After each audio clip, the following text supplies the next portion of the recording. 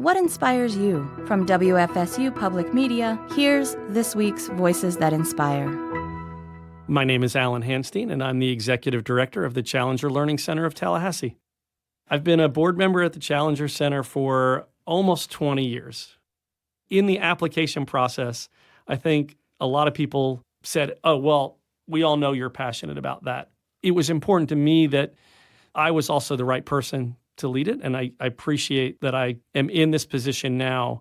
And I think a lot of our students weren't born when Challenger happened in 1986. And, we are the Challenger Center, and I love that our counselors and educators bring that up when we have school groups there. It's not just that it's our name, but I take it somewhat personally. I really reflect on that sacrifice, and not just of the Challenger astronauts, but about anybody who puts themselves out there for exploration and makes that sacrifice, because that is something that if you don't put yourself out there, you might not make that leap. But there is risk, and certainly in that position, there's a lot of risk. But the risk is worth it when you see what we can do as humanity. I mean, exploration is fantastic. It's not just about, when we get kids at the Challenger Center, it's not all about them being astronauts.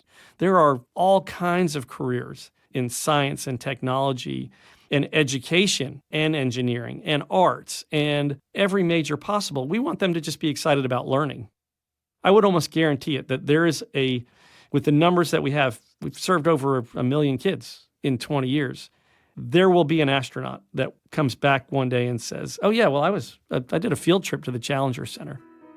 Once again, this is Alan Hanstein, and I am the Executive Director at the Challenger Learning Center of Tallahassee, and we are out of this world.